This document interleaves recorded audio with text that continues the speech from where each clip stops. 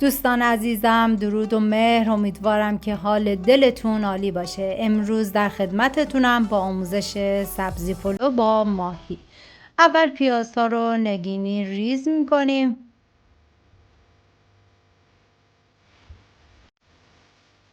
و بعد بهش ادویه ها رو اضافه میکنیم که من از زردچوبه و فلفل سیاه، پودر گشنیز و نمک استفاده کردم و آب نارنج و آبغورا یا آب لیمو هم میتونین استفاده کنین، ولی من از آب نارنج استفاده کردم و زعفران هم به مقدار لازم. خب همه موادم رو با هم دیگه مخلوط میکنم و بعد داخل ظرف مورد نظر میریزم.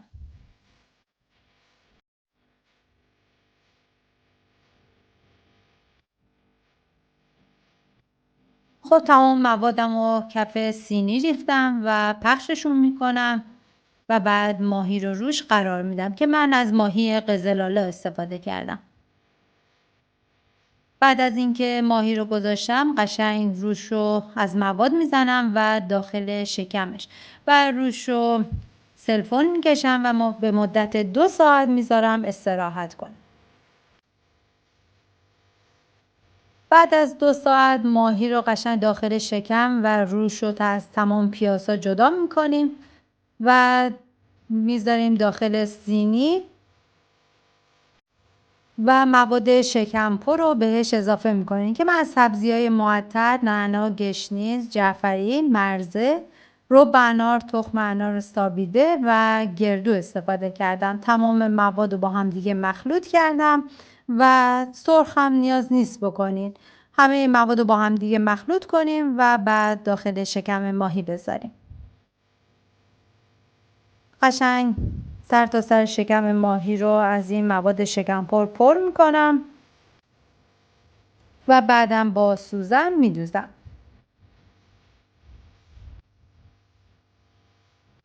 و حتما فرتون رو از 10 دقیقه قبل با دمای 180 درجه روشن کنید که گرم بمونه. میتونین داخل روغن هم سرخ کنید ولی من اینجا از فر استفاده کردم.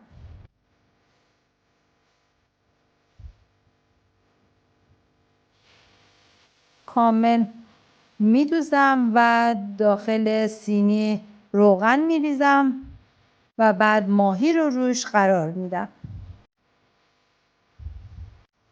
و میذارم به مدت 2 ساعت داخل فر و نیاز به زیر و رو کردن دیگه نیستش.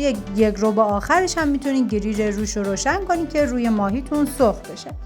حالا قابلمه رو آب ریختم و جوش اومد و برنج رو بهش اضافه کردم. 10 دقیقه که برنجم جوشید بهش باقلا رو اضافه میکنم. خب تو این مرحله باقلا رو اضافه میکنم و میذارم با برنجم بجوشه.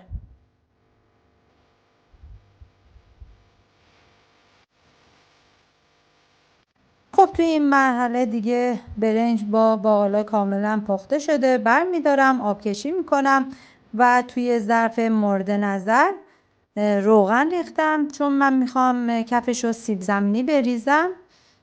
یکم نمک بهش اضافه میکنم و بعد سیب زمینیامو دور تا دور قابلمه میچینم.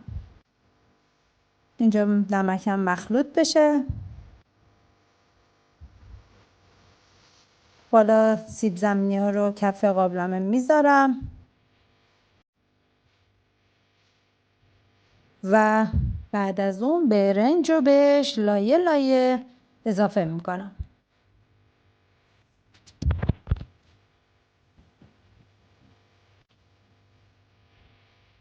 هر لایه که برنج رو میریزید بعد از اون نزد شوید خوش یا شوید تازه میتونین استفاده کنید که من اینجا لایه اول برنج ریختم و بعد از شوید خوش استفاده کردم. این غذا بسیار خوشمزه، بخصوص ماهی که داخل فر درست میشه.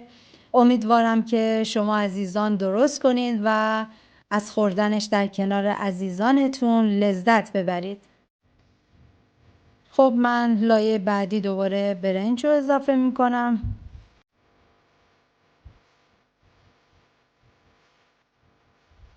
و بعد دوباره شوید رو اضافه میکنم.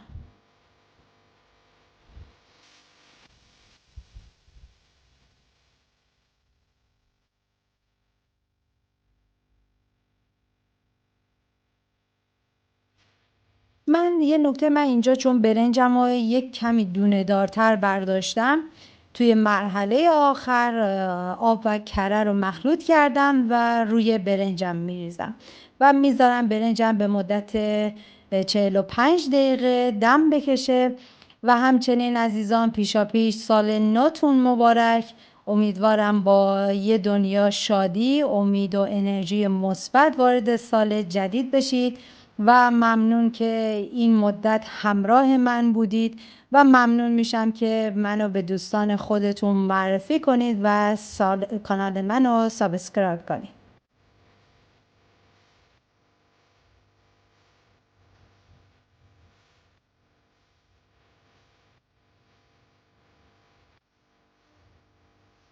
خب من گذاشتم برنجم دم کشید دیگه آماده شد. اینم غذای من. تا درودی دیگر، بدرود.